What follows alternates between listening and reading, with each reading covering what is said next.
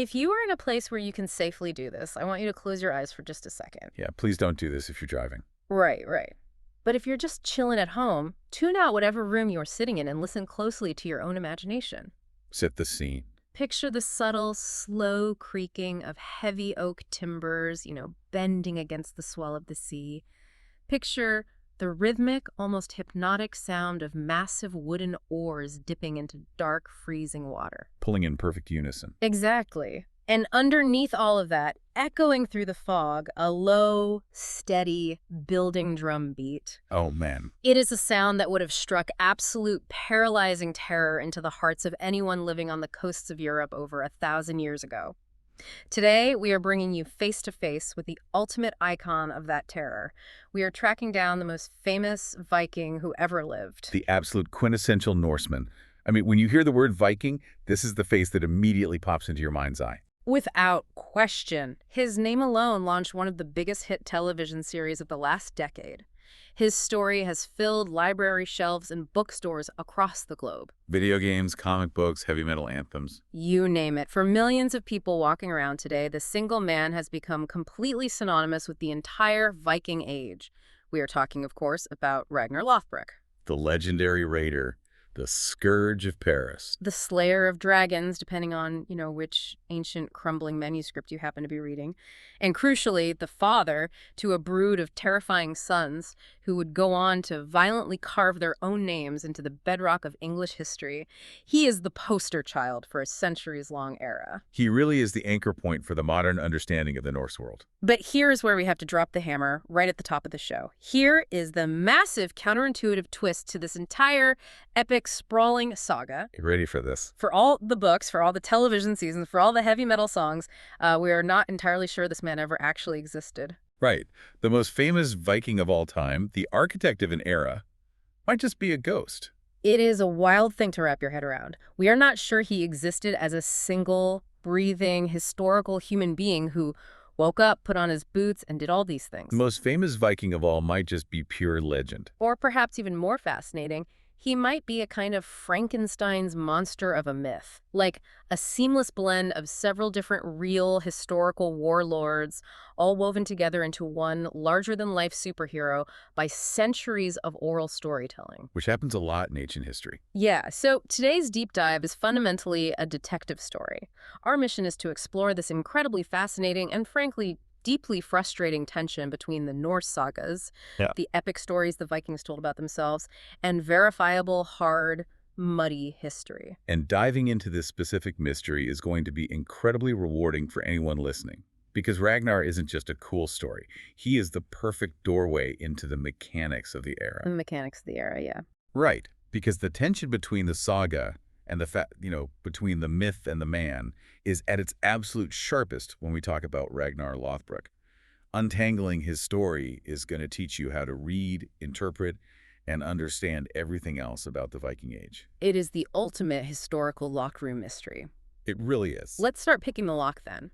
Because to figure out if Ragnar actually existed, we first have to ask a really foundational question, which is, where are we even getting these stories? We'll always look at the sources. Right. What is the actual source material for the legend of Ragnar Lothbrok? When we say the sagas, what are we actually holding in our hands? That is the perfect thread to pull first, because the source material is the root of the entire historical headache. We have to map out the timeline here. Okay, lay it out for us. So the Viking Age, historically speaking, ran roughly from the year 793, which is the date of the famous, brutal, out-of-nowhere raid on the monastery at Lindisfarne in England. The one that kind of kicks everything off? Exactly.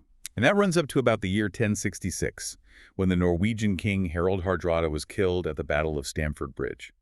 So that nearly 300-year window is the era when the Norsemen were actually out there, sailing the long ships, raiding the coasts, and conquering kingdoms. That's the era of action. That's when things were happening. Yes. But the grand, epic, intensely detailed stories of Ragnar Lothbrok, the texts that give us all the rich narrative juice, the dialogue, the drama. The good stuff. Right, the good stuff. Those come almost entirely from the Icelandic sagas. Texts like the Saga of Ragnar Lothbrok and the Tale of Ragnar's Sons. And those sagas were written down in Iceland in the 1200s and the 1300s. Wait, let me just pause and do the math on that for a second because I want this to really sink in for the listener. The actual events we're talking about happened between roughly 800 and 865 AD. Right. But the people physically writing these epic stories down on vellum didn't put pen to paper until the 1200s or 1300s. You are looking at a gap of 300 to 400 years between when Ragnar supposedly drew breath and when his definitive, detailed biography was actually codified in writing. That is an insane chronological leap. To put that into a modern perspective, that is like someone today, right now in the 21st century, sitting down to write a definitive, dramatic, deeply personal biography of a very specific, obscure soldier from the 1600s. Yeah, from the 30 Years' War or something. Exactly. So an anonymous mercenary fighting in the 30 Years' War in Europe, but they're writing this biography based entirely on a giant multi-generational game of telephone. With zero documents. Right. They have no birth certificates, no military records, no diaries, no contemporary letters, just campfire stories and drinking songs that have been handed down from great-great-great-grandfather to son over and over for 4 centuries. And think about what naturally happens to a story over 400 years of oral transmission. It morphs. It adapts. The fish gets bigger every time you tell the story. Exactly. The Icelandic sagas are undeniably magnificent pieces of world literature. They are some of the greatest narrative achievements of the Middle Ages, but they are not reliable history in the modern sense. They're more like historical fiction. Yeah, they take real historical events and plausible human beings, and they throw them into a giant cauldron. They mix the facts with local folklore, ancient Germanic mythology, heavy dramatic invention, and outright fantasy tropes. I mean, in the saga of Ragnar Lothbrok, he doesn't just win a battle, he literally kills a giant venomous serpent to win a bride. Right, which makes for a blockbuster movie scene, but as a historical data point, it throws up some massive red flags. Yeah, a dragon is a pretty big red flag. It is a fairy tale element dropped directly into the middle of what claims to be a historical genealogy. Because the Icelanders of the 13th century were writing these sagas for a reason. What was their angle? Well, they had been Christianized, they were facing political absorption by Norway, and they were looking back at their pagan, heroic past with a deep sense of nostalgia. They wanted to record their cultural identity. So they weren't trying to write an objective textbook, they were trying to write an epic origin story. Exactly.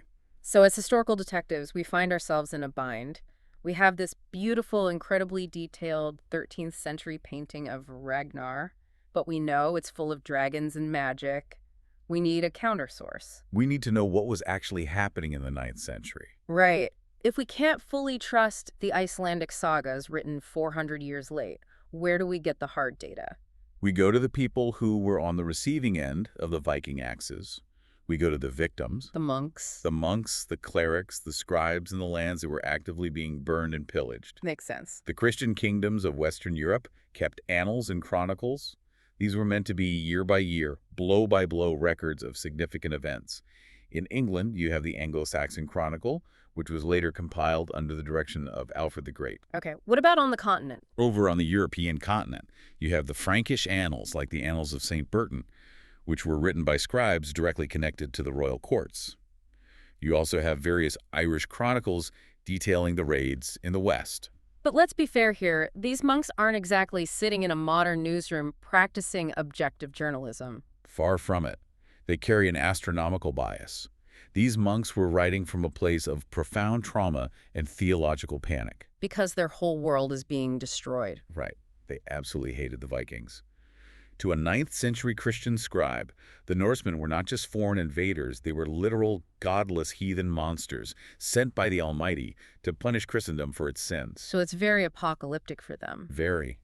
When you read the Anglo-Saxon Chronicle, it talks about fierce, foreboding omens and fiery dragons flying across the firmament right before the Vikings show up. Whoa. Yeah, the Chronicles constantly exaggerate the numbers of the Viking fleets to make the defeats seem less humiliating, and they definitely dwell on the horrors, the gore, and the desecration of holy relics. Well, I can imagine a monk writing in a drafty abbey, terrified that the sails are going to appear on the horizon again, isn't going to write a nuanced political profile of a Viking chieftain. He's going to write about demons. Exactly.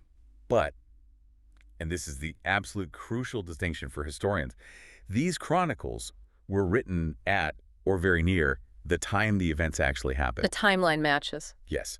When Prudentius of Troyes, writing the Frankish Annals in the 800s, notes down that a specific fleet of Northmen sailed up the Seine River and burned a specific town in a specific month of a specific year, we can anchor that. It's a hard data point. We can cross-reference it with other contemporary documents. Yeah. We can trust that a real, terrifying geopolitical event took place. We have a chronological and geographic foundation. Okay, so we have laid out our two wildly different piles of evidence. On the right side of the desk, we have the magnificent, magical, heroic Icelandic sagas written 4 centuries after the fact by nostalgic descendants.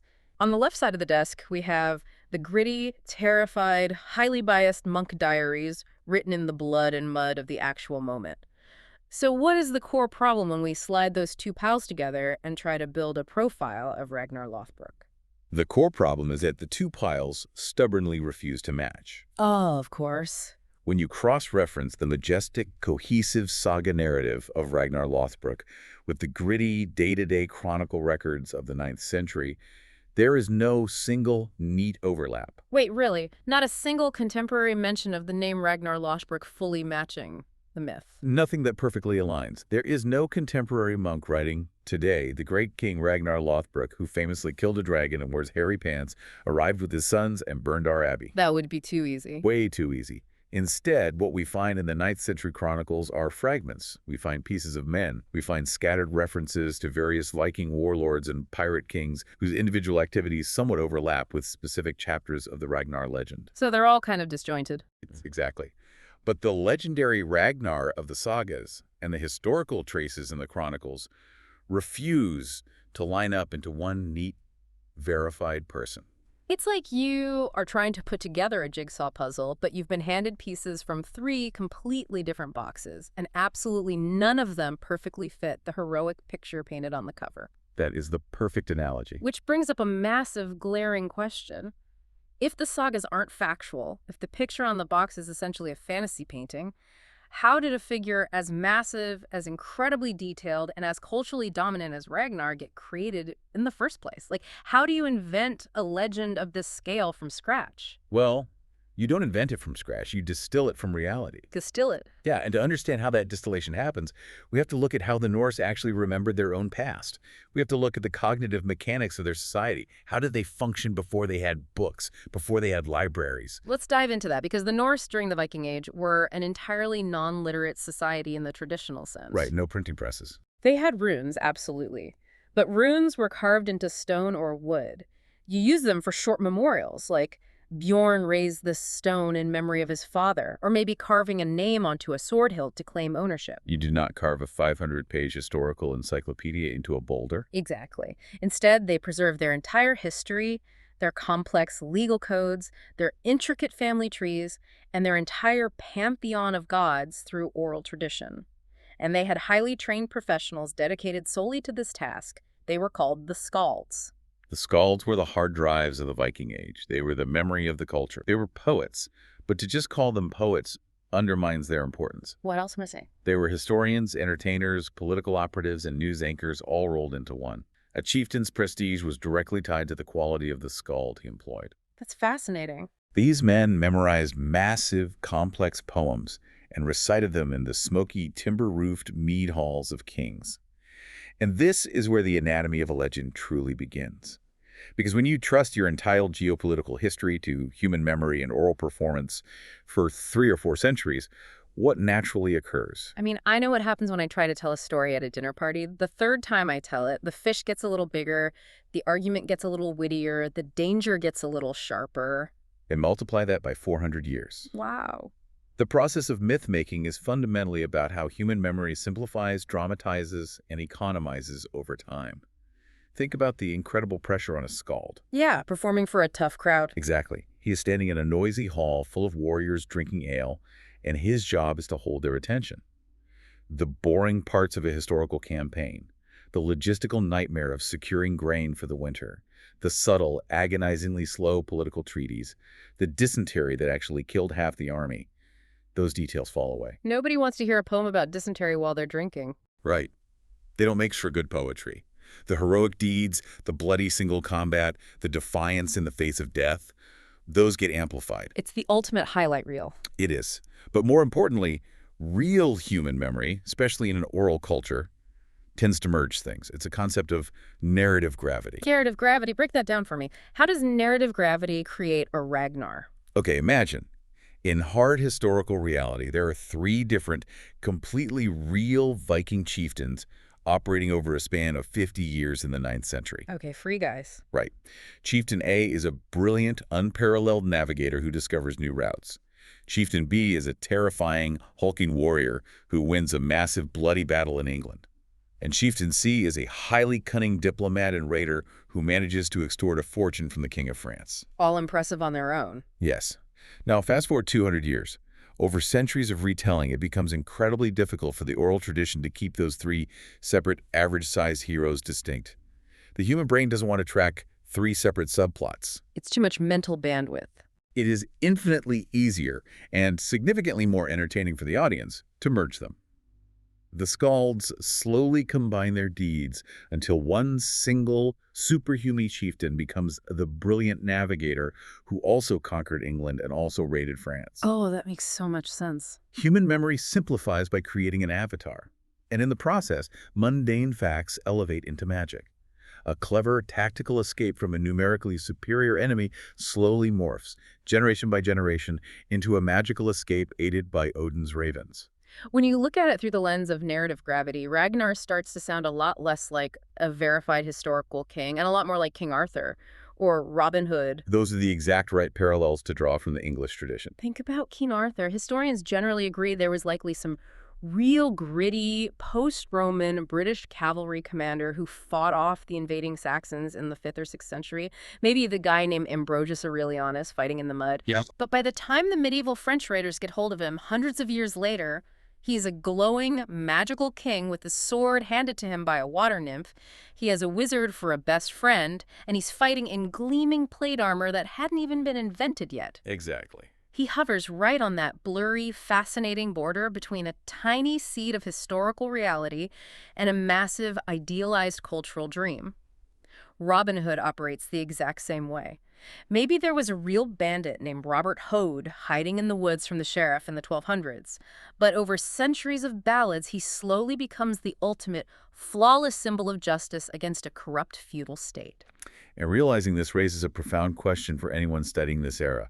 What does this process actually say about the Norse people themselves? What do you mean? Because recognizing that Ragnar is almost certainly a composite, a built-up, engineered legend, it doesn't diminish his importance at all. Yeah. In many ways, it elevates him. Huh. It proves that the Norse culture cared so intensely, so passionately about these specific ideals, bravery, cunning, wanderlust, absolute defiance, that they spent 4 centuries collectively polishing and refining this specific story. They chiseled away the boring parts to create the ultimate avatar of their civilization.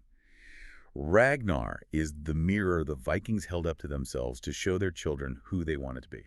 He is the blueprint. So, armed with the knowledge that he is likely a composite of several real men, let's put our historical detective hats back on. Let's do it. Let's roll up our sleeves and dig through the mud of the 9th century. What real, verifiable historical pieces were actually stitched together to make this Frankenstein's monster of a hero? What tangible clues do we have? The first major clue we have to examine is embedded in the name itself, or, more accurately, the nickname. Lothbrok. We have to unpack this because it is honestly one of the funniest, most bizarre details in all of medieval history. Ragnar Lothbrok. The word Lothbrok translates roughly from Old Norse to hairy breeches or shaggy trousers. The most feared, legendary, blood-soaked Viking in human history walked around Europe being called Shaggy Pants. It definitely lacks a certain terrifying majesty to the modern ear. You don't expect the scourge of Christendom to be named after his winter wear. Not at all. But the sagas, being the incredible narrative engines that they are, absolutely refuse to let this mundane nickname just sit there. They have an epic explanation for it. They couldn't just say, it was cold in Norway, so he wore thick pants. Exactly the opposite. The sagas elevate the pants to mythological status. They claim that Ragnar earned the title Lothbrok because he had a very specific, highly engineered pair of protective trousers created for a very specific mission. Okay. According to the legend, he took these thick, shaggy breeches, boiled them in burning pitch, and then rolled them in sand, letting them harden to create a kind of scaly, impenetrable armor. And why did he need armored pants? because he was tasked with fighting a giant venomous serpent that was guarding a princess, and he needed lower body protection from its highly toxic bite. He kills the snake, saves the girl, and forever after is known as Ragnar Hairy Britches. It literally sounds like the origin story of a comic book superhero. Like, I must defeat the venomous snake, therefore I shall construct the armored pants of destiny in my cave. It's incredibly cinematic. It really is. But practically speaking, historians and linguists don't actually buy the boiled pitch snake pants story for a second, do they? Not for a single second. The saga is doing what myths always do. It is reverse engineering a cool, heroic explanation for a nickname whose real, mundane origin had been completely forgotten by the 13th century. It's backfilling the lore. Exactly. It is highly likely he just wore really warm, shaggy pants made of animal hide because, as you noted, Scandinavia is freezing. But what's truly fascinating is the modern linguistic debate surrounding the name. Oh, what's the debate? Some scholars have looked at the etymology of Lothbrok and suggested it might not have originally referred to pants at all. There's the theory that Lothbrok might have originally been a name associated with a woman, perhaps a legendary matriarch or a river goddess, and the oral myth shifted the gender and attached it to Ragnar over the centuries. Wait, really? The ultimate symbol of Viking masculinity might be carrying a repurposed female name. It's a genuine theory in academic circles. Yeah. It just goes to show how incredibly murky and fluid the waters of oral tradition are. But the key takeaway for our detective work is this. Regardless of where the word originally came from, whether it was snake armor, winter wear, or a matriarch, the nickname Lothbrok consistently appears attached to this legendary figure across multiple different sources. It is a sticky identifier. So the weird nickname is clue number 1. It survived the centuries. What is clue number 2 in our hunt for the real Ragnar? Clue number 2 is actually the strongest, most undeniable piece of evidence we have for a real Ragnar existing, but it requires us to work completely backward. Okay, I'm with you. The greatest evidence for the father is the sons. The famous sons of Ragnar. This is where the history gets undeniable. This is where we step out of the fog of myth and into the harsh light of documented history.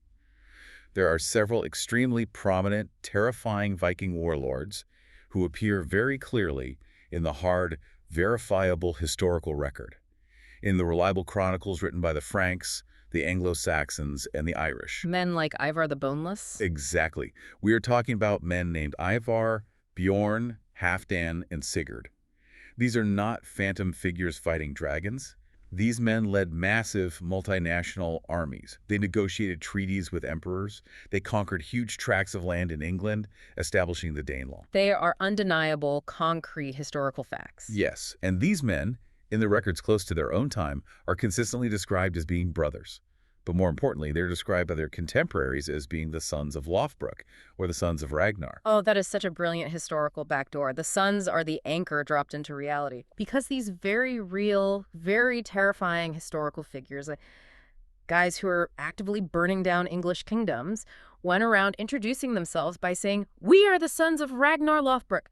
That gives massive, undeniable backward credibility to the idea that a famous father figure existed. You can't fake that kind of brand recognition. Exactly. Even if Ragnar's own life was totally forgotten or warped into a fairy tale about magic pants, he absolutely had to exist in some biological form to sire these guys. You cannot have a historically verified group of elite brothers leveraging the political capital of a specific father if that father was entirely a phantom they made up. The brand of Lothbrok carried immense weight in the 9th century. So there was some real man, some incredibly successful father figure named Ragnar or Lothbrok standing at the root of this family tree. He was the seed. The deeds of his life may have been swallowed by myth, but the man himself must have drawn breath. You know, thinking about this incredibly fragmented, composite nature of Ragnar, the fact that he's part history, part myth, part biological necessity for the sons, it makes me appreciate the television show Vikings on an entirely different level. Like, if you've seen the show. Oh, absolutely. As a piece of media adaptation, I think the creators navigated this historical minefield with pure brilliance. It was a monumental challenge for a showrunner. I mean, how do you cast a ghost? Exactly. Because they clearly knew going in, they had done the research, they knew that Ragnar was a composite, semi-legendary figure. A lesser show would have tried to pick one singular historical theory, like, okay, he's just this one guy who raided Paris, and stubbornly stick to it, making a dry, documentary-style drama. Yeah, right.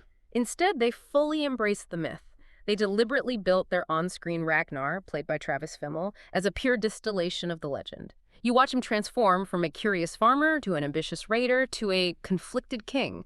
They compress time, they mash up different historical events from different decades, and they treat the saga material as their dramatic raw material. It was the smartest way to do it. It's brilliant because it acknowledges that the myth is the reality we have inherited.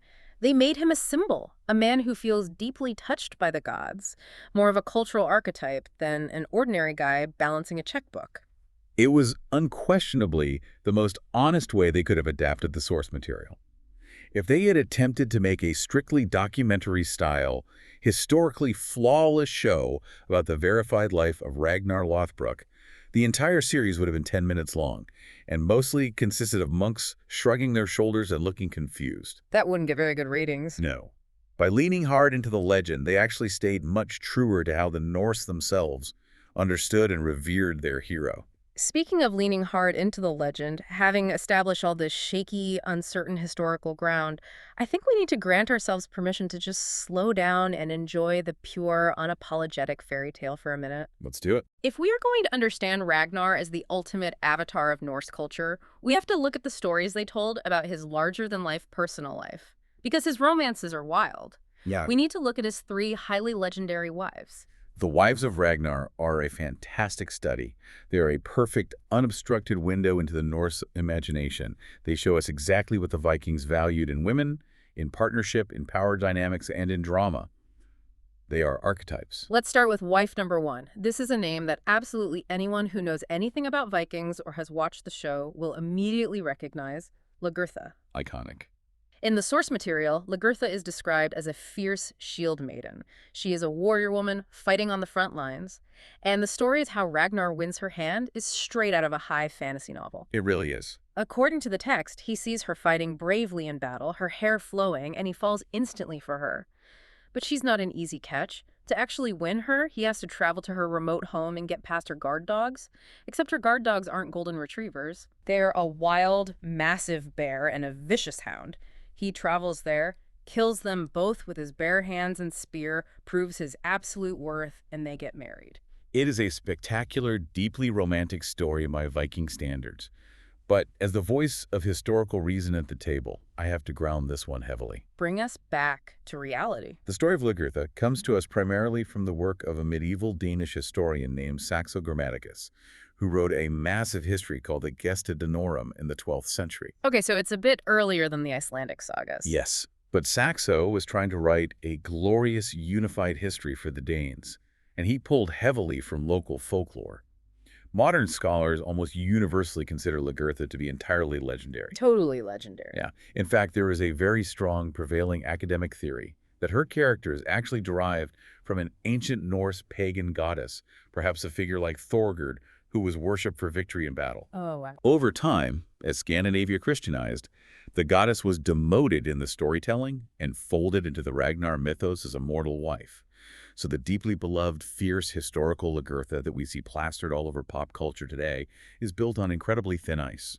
Wow. So the ultimate Viking warrior woman, the icon of fierce independence, might just be a demoted pagan goddess inserted into the story to make Ragnar look cooler because he managed to marry her. That is the most likely reality. She embodies the profound Norse cultural fascination with the concept of the warrior woman, the shield maiden.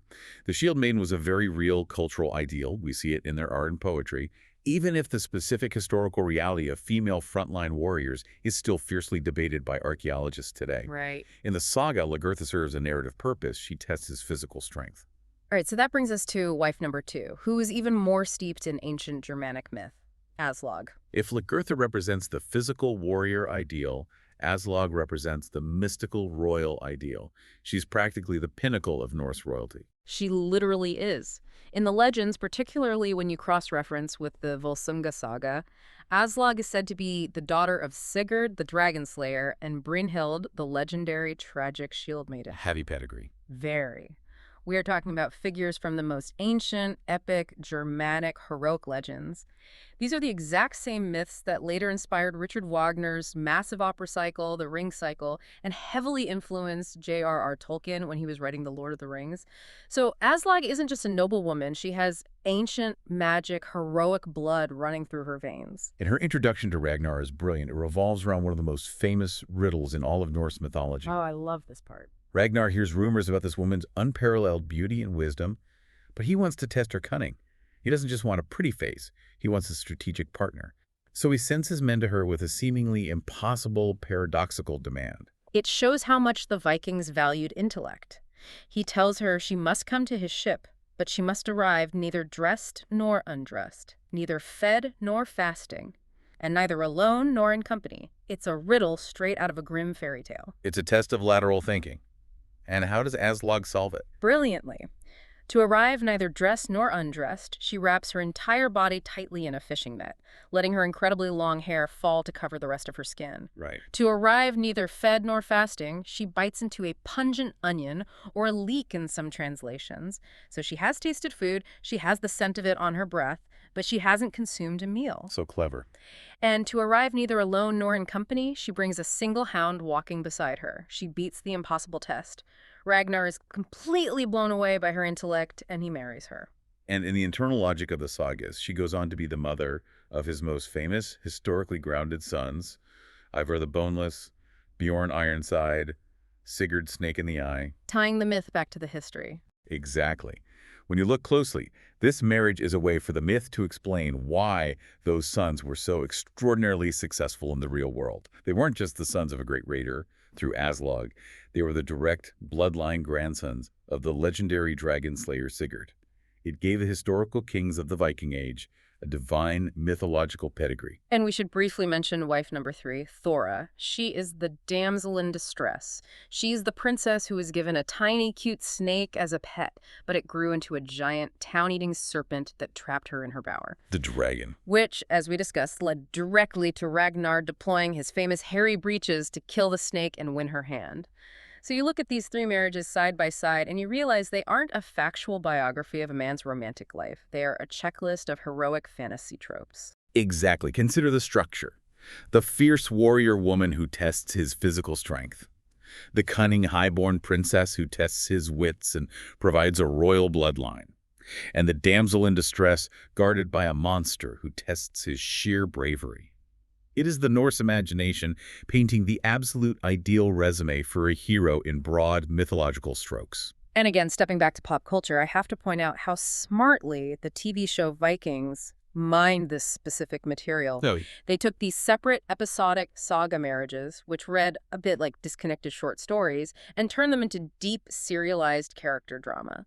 The entire emotional tension of the early seasons is built on the bitter rivalry between Lagertha, the first wife who fought alongside him in the mud, and Aslog, the mystical, highborn second wife who arrives and breaks the marriage apart. it creates such a dynamic triangle. They took the raw myth and realized, hey, there is incredible, relatable human drama in the succession of legendary wives. It works so perfectly on screen because it takes the mythic archetypes, the self-made warrior versus the entitled mystic, and grounds them in very real human jealousy, ambition, and heartbreak. Okay, we've spent enough time swimming in the fairy tale. It is time to slam the listener back onto the muddy, bloody, verified shores of history. Let's get back to the timeline. Because right in the middle of all these dragons, magical pants, and riddles, there is one rock-solid, terrifying geopolitical event that we know absolutely undeniably happened. This is the moment where the ghost steps out of the fog and into the harsh light of documented history. The year is 845 AD. We need to set the scene for the listener. What is the geopolitical state of Europe in 845? Why is this year so critical? You have to look at the Frankish kingdom, which covers much of modern-day France, Germany, and northern Italy. For decades, this was the undisputed superpower of Western Europe. It had been forged into an ironclad empire by Charlemagne. It was a massive powerhouse. It was vast, incredibly wealthy, heavily fortified, and deeply Christian. But by 845, Charlemagne is dead. His son, Louis the Pious, is dead.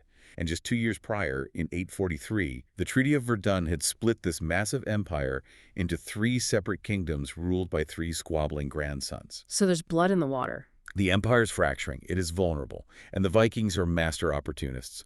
In the spring of 845, a massive Viking fleet appears at the mouth of the River Seine.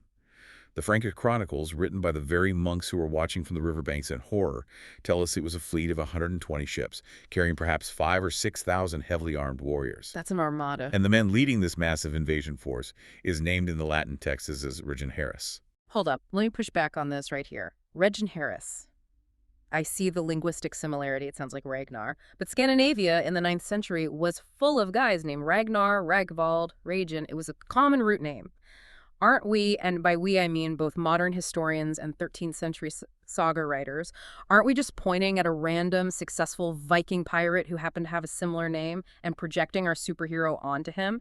Is Regineris definitely Ragnar? It is a fantastic pushback, and you are hitting on the exact debate that keeps medievalists up at night. It just seems too convenient. You are absolutely right. Ragnar was a relatively common name. We cannot say with 100% certainty that the Regineris of 845 is the exact same man who fathered Ivar the Boneless or inspired the saga of the Snake Pit. So why do we link them? However, the scale of what Regineris achieves in 845 is so unprecedented, so massive, and so traumatic for Europe that he becomes the prime candidate. He was the man who shattered the illusion of Frankish invincibility. If the oral tradition was going to attach the name Ragnar to a legendary conqueror, Regineris provided the perfect historical chassis to build that legend upon. Fair enough. Let's look at what he actually did, because it is staggering. This Regineris sails these 120 ships right up the Seine, penetrating deep into the continent, plundering everything in their path. The Frankish king who rules this western portion of the split empire is Charles the Bald, Charlemagne's grandson. Right. Charles realizes he has a massive existential crisis on his hands. He hastily gathers an army to try and stop the Vikings before they reach the ultimate prize, which is Paris. But Charles makes a fatal tactical error, doesn't he? He makes a disastrous, catastrophic military decision. In an attempt to protect the wealthy abbeys on both sides of the river, Charles the Bald splits his army in half. He places troops on both the left and right banks of the Seine. Which sounds logical if you're defending static positions. From a static defensive mindset, maybe that makes sense. But against a highly mobile naval force, it is suicide. Because the Vikings control the water. Precisely. They dictate the engagement. Regineris and his Vikings don't split their forces. They simply maneuver their ships and focus their entire overwhelming might on the smaller, weaker half of the Frankish army on one bank.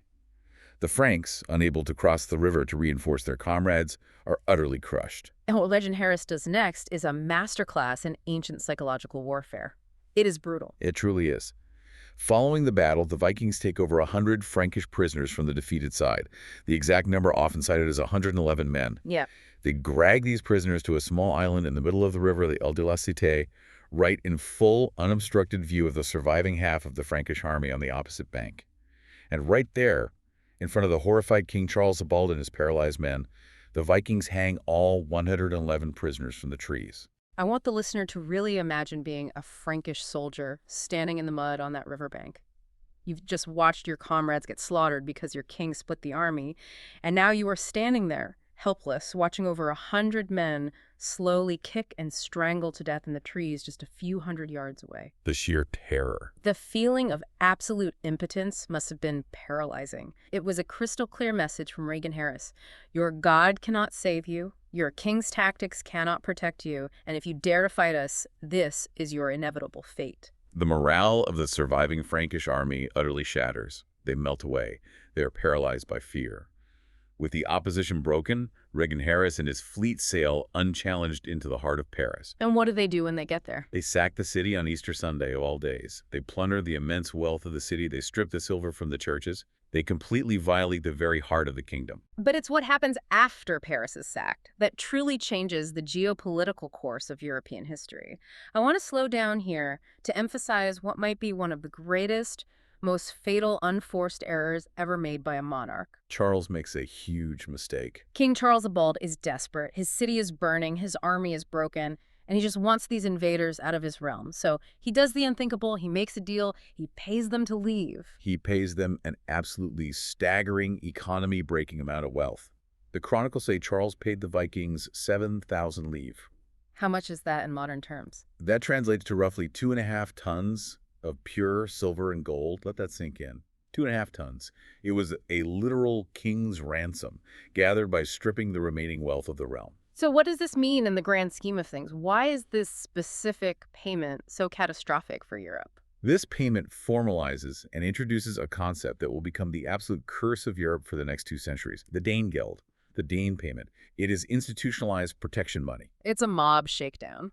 Exactly. Charles the Bald thought he was buying peace. He thought he was solving an immediate problem by emptying their treasury. But if we connect this to the bigger picture, we see he did the exact opposite. He seeded his own doom. Because paying a Viking to leave doesn't buy peace. It buys a billboard advertisement. Not only that, it completely warped the Scandinavian economy. It advertised to every single young, ambitious, landless warrior shivering in the fjords of Norway and Denmark that raiding Francia was immensely, mind-bogglingly profitable. Word gets out. Fast. The Vikings learned a very simple, very dangerous economic lesson. Why risk your life fighting a bloody, uncertain battle against shield walls for a little bit of loot when you can just sail your scary ships up a river, threaten a major city, hang a few prisoners, and have the king literally hand you 2 tons of silver just to turn around and go home? It's the ultimate extortion racket. The Danegeld funded the very crisis it was trying to stop. Ragnar Harris took those 2.5 tons of silver back north, and every Viking who saw that wealth immediately started chopping down trees to build their own ship. It initiated a gold rush of raiding. A gold rush with axes. Now, I have to pause and push you on one logistical point here. We are throwing around words like fleets and sailing. I can see you getting excited about the broad strategy, but we need to explain how they actually pulled this off physically. We are talking about Paris. Paris is not on the ocean coast, it is deep inland. How does a fleet of seafaring, ocean-crossing ships just show up in the middle of a landlocked city? This is where we have to talk about the terrifying, world-changing genius of Viking technology, the longship. If you connect the engineering of the longship to the geopolitical landscape of the 9th century, it explains everything about why the Vikings were so successful. Break it down for us. Most people today picture naval warfare or piracy happening strictly on the coast. Ships pull up to a deep-water beach, drop an anchor, and men jump out into the surf. But the Viking longship was a masterclass in flexible engineering. It was clinker-built, meaning the oak planks overlapped, making it incredibly strong but remarkably flexible in rough seas. Okay, so it survives the ocean. More importantly, it was built with an incredibly shallow draft. Meaning the bottom of the boat didn't sit very deep in the water. Exactly. The hull barely dipped below the surface. A fully loaded longship carrying dozens of heavily armed warriors and their supplies could float in water that was only about 3 feet deep. 3 feet, that's nothing. It's a puddle. This meant the exact same ship that was sturdy and flexible enough to cross the violent, storm-tossed open ocean of the North Sea could, without stopping to transfer men to smaller boats, sail directly into the mouth of a river and just keep rowing inland. That is deeply terrifying. It changed the entire dynamic of European security overnight. Up until this point, the Franks and the Anglo-Saxons assumed that their coastal cities were vulnerable to piracy. But their inland cities, the places holding the real wealth, were completely safe. They felt protected by the land itself. Right. Rivers were seen as internal highways for local trade, not as invasion routes for foreign navies. When Ragnar Harris sailed up the Seine in 845, he proved that the old rules were dead. A Viking fleet could penetrate hundreds of miles into the heart of your country. Nowhere was safe, no inland city, no remote monastery tucked away on a river bend. The longship turned every single river in Europe into a dagger pointed directly at the heart of Christendom. Okay, so Charles the Bald pays them off. Ragnar Harris sails away with tons of silver, proving the concept. And that Danegeld, as you said, funds an entire generation of new, ambitious raiders. The gold from Paris didn't just buy ships, it bought a generational shift. And that brings us to the men who inherited that wealth. We are moving from the shattery, legendary, composite father, funded by this massive influx of wealth, to the historically terrifying, undeniable reality of his sons. This is where the history truly accelerates. The wealth and the precedent set by men like Ragnar Harris at Paris created the exact socioeconomic environment that allowed Ragnar's sons to become the conquerors they were. I love looking at the historical list of Ragnar's sons because it seriously reads like an Avengers-style lineup of supervillains from the English perspective. It really does. You have Ivar the Boneless, who is remembered as this brilliant, cunning, deeply ruthless tactician who seemingly couldn't be beaten in the field. You have Bjorn Ironside, who took the long ships further than anyone thought possible, raiding down the coast of Spain, pushing into the Mediterranean, and attacking North Africa and Italy. You have Halfdan, a brutal, efficient commander, and you have Sigurd Snake in the Eye. Let's step back for a moment and look at the macro picture here. Why was this sudden explosion of conquest happening right now? Why did this specific generation, the sons of Lothbrok, suddenly transition from just acting like pirates reading for silver to acting like generals actually invading and conquering entire kingdoms? It's the engine of the age. It's a perfect storm of historical factors colliding. First, you have intense population pressure back in Scandinavia. It's a tough, mountainous landscape with very limited arable farmland.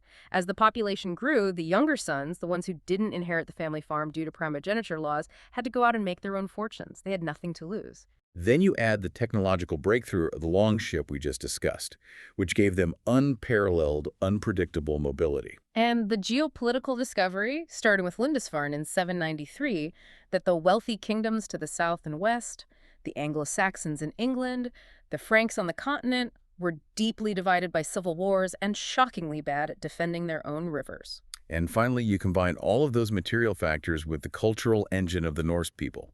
This was a society that promised paradise Valhalla to those who died bravely in battle. It was a culture that worshipped reputation, martial prowess, and fatalism. A potent mix. When you put all those ingredients, land shortages, perfect boats, weak victims, and a warrior religion, into the pressure cooker of the 9th century, it explodes outward. The sons of Ragnar were the living, breathing embodiment of that explosion. And we know this because these historically documented brothers really did form a massive, unprecedented coalition. They didn't just raid, they brought an army to conquer. The Anglo-Saxon chronicles call it the Great Heathen Army. This wasn't a hit-and-run operation. This was a coordinated, massive invasion force of thousands of men that landed in England in 865 AD. And they didn't leave before winter. They overwintered. They systematically began wiping out the Anglo-Saxon kingdoms. They moved with terrifying efficiency. They conquered Northumbria, they took East Anglia, they dismantled Mercia. They brought the entirety of England to its knees, leaving only Alfred the Great and Wessex to barely hold the line. Which is incredible. But this raises an incredibly important question from a narrative and psychological standpoint. How did the Norse themselves explain this massive undertaking? Why did these notoriously independent, fiercely competitive Viking warlords put aside their massive egos to unite into one single massive army? And that question leads us right back into the myth. It leads us perfectly back to the legend of the Father. Because to explain the real-world, historically verifiable invasion of England by the Great Heathen Army, the Norse saga writers invented the ultimate legendary death for Ragnar Lothbrok. They needed a catalyst to unite the sons. They needed a casus belli, a moral, blood-soaked justification for turning from mere raiders into conquerors. So let's tell the story of the death of Ragnar Lothbrok. This is probably the most famous, iconic scene in all of Viking lore. According to the legend, Ragnar is an older man now. He has won his glory, he has his massive reputation, he has his famous sons, but his pride gets the better of him. He decides he wants to conquer England, but he boasts that he will do it with only 2 ships. It's a reckless, arrogant boast. It's almost suicidal. And predictably, it goes terribly wrong. He sails across the North Sea to the kingdom of Northumbria in the north of England. His 2 ships are wrecked on the treacherous coast, and his tiny, outnumbered force is quickly overwhelmed by the local king, a man named Ella. Now, King Ella is a real historical figure. He was a usurper fighting a civil war in Northumbria at the time. But his role in this story is heavily mythologized. Right. Ella captures the great Ragnar Lothbrok, and wanting to inflict the most humiliating, agonizing, terrifying death possible on the legendary scourge of Europe, he doesn't just behead him. He throws Ragnar into a deep pit filled with venomous snakes. I want to slow the pace way down here. I want you to picture the sensory details of this moment because it is pure nightmare fuel. You are at the bottom of a dark, damp, muddy pit. Hundreds of vipers are slithering over your legs, wrapping around your arms, biting into your flesh. The venom is burning through your veins like fire. Your enemies, King Ella and his court, are staring down from the edge of the pit, watching you. They are waiting for you to break. They are waiting for you to scream. They are waiting for the great Ragnar to beg for mercy. And what does Ragnar do? He doesn't beg. He doesn't scream. According to the sagas, he laughs. He laughs. As he is dying an agonizing, venomous death, he begins to recite poetry. It is the ultimate display of the Norse ideal. He composes a death song, a poem known later as the Crocomole. From the bottom of the snake pit, he looks back across his entire life, proudly listing all his glorious victories, the men he's killed, the wealth he's taken. He declares his absolute lack of fear. Embracing his end. He welcomes the Valkyries, who he believes Odin has sent to carry him to Valhalla. He famously declares that he will soon drink ale from curved horns in the Hall of the Gods. And then, with his final breaths, as the venom finally overtakes his heart, he delivers this chilling, famous prophecy, glaring up at King Ella. He says how the little pigs would grunt if they knew how the old boar suffered. It's a brilliant, terrifying line of dialogue. How the little pigs would grunt. He is talking about his sons. Ivar, Bjorn, Halfdan, the little pigs. He is warning Ella that when the news of this horrific, dishonorable execution reaches Scandinavia, his sons are going to rain absolute hellfire down on Northumbria. Let's pause and analyze the mechanics of this moment. This is the absolute pinnacle of Norse ideals. We talked in previous deep dives about how a Viking was expected to face death with fatalistic courage. This is the masterclass. It is an unbroken, fearless theatrical performance. He is literally scripting his own legend while he is being murdered. Writing his own ending. Exactly. But more importantly, from a historical and literary perspective, look at what this specific death does for the larger narrative. Look at how it weaponizes his passing. It acts as the ultimate narrative engine. Not only that, it solves a historical PI problem. The saga writers, sitting in Iceland hundreds of years later, knew that the great heathen army had invaded England. They knew Ragnar's sons had led it. But an unprovoked land grab for farming territory isn't a very heroic story to tell around the fire. No, it's just logistics. So they framed the entire massive historical invasion of England as a wholly unavoidable mission of blood vengeance for this horrific execution. Why did the great heathen army come? Not for land, not for silver, but because King Ella threw their father in a snake pit. The myth provides the emotional, heroic, and moral justification for the brutal reality of the history. It's so incredibly powerful. And again, a quick nod to how modern media handles this. The Vikings TV show adapts this dynamic with absolute perfection. Oh man, they nailed it. In the show, an older Ragnar realizes his time is over, but he knows his sons are fractured. They need a reason to unite and become the great conquerors they are destined to be. So he deliberately, knowingly sails to England, knowing he will be captured. He basically engineers his own execution by King Ella in the snake pit. A deliberate sacrifice. Yeah, he uses his own agonizing death as the exact structural hinge to unleash his sons upon the world. The show deeply understood that the legend of the father's death is actually the birth of the son's era. It is the passing of the torch, written in blood. So, after laying all of this out on the table, what does this all mean? We've gone through the detective work, we've seen the massive cracks in the history, the 400-year gap between the events and the writing. We've covered a lot of ground. We've seen the mythical wives who might be goddesses, the very real raid on Paris by a guy named Regin Harris, the undeniable terrifying sons, and the legendary snake pit that ties it all together. If he is mostly a legend, a composite built of historical fragments, oral memory, and campfire tales, why do we care so much? Why does Ragnar Lothbrok matter? He matters because historical facts are only one kind of truth. Ragnar Lothbrok is the vessel into which the entire Norse culture poured their ideals. When you look at him, you aren't looking at a dry, chronological, historical biography. You're looking at a psychological portrait of an entire civilization. A reflection of their values. You are seeing their courage, their cunning, their deep appreciation for poetry and intellect, their absolute defiance in the face of death, and their overriding obsession with legacy. Whether he was one single man who did it all, or 5 different men whose deeds were merged by the gravity of time, the idea of Ragnar shaped the reality of the Vikings who followed him. They grew up hearing the stories. They wanted to be him. And there is a beautiful, almost poetic irony to that, isn't there? We talked about how the only afterlife the Norse truly believed in was reputation. They didn't care about heaven or hell in the Christian sense. They cared about whether people would tell stories about you around the fire long after you were gone. Right. There is a famous stanza in the Havamal, the ancient sayings of Odin, which explicitly says that cattle die, kinsmen die, you yourself will die, but a good reputation never dies. And by that specific cultural metric. By that metric, Ragnar Lothbrok won the game. He won the greatest Norse afterlife in human history. It doesn't matter if he was a composite, it doesn't matter if the terrified monks hated him, or the nostalgic skalds exaggerated him. Over 1,000 years later, sitting here today with microphones, we are still telling his story. Millions of people around the world know his name. He achieved the absolute pinnacle of Viking immortality.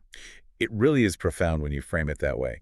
And it raises an important question, something that isn't found in the sagas or the chronicles, but something we should ask ourselves today. It makes you wonder about our own modern history. Oh, interesting. Like what? When we look back at the great founders or the heroes of our own modern nations, the figures whose faces are on our money or carved into mountains, how much of what we believe about them is actual verifiable fact, and how much is just us, acting exactly like the Norse skalds, projecting our own modern values and desires onto an ancient canvas? Are we still building our own Ragnars right now? We like to think we are purely objective today, but perhaps every culture, in every era, needs a vessel to hold its ideals. That is a fascinating thought to leave on. Every culture needs a hero big enough to hold its dreams. Well, the legend of the father has served its purpose, and the age of the sons is about to begin. It's about to get brutal. Next time, we follow the bloodline out of the murky fog of myth and firmly into the brutal, undeniable reality of history. We are going to track the most formidable, the most cunning, and the most terrifying of all the sons. A man who brought England to its knees, and a man whose very nickname has baffled historians and medical experts for 1,000 years. Next time, Ivar the Boneless. Can't wait for that one. So next time you are staring out at the water on a foggy morning or walking through the woods as the wind picks up, listen closely. Hear that creaking oak, that low drum beat. The murky waters of history are deep, but the stories they hold, they never really die. Catch you next time.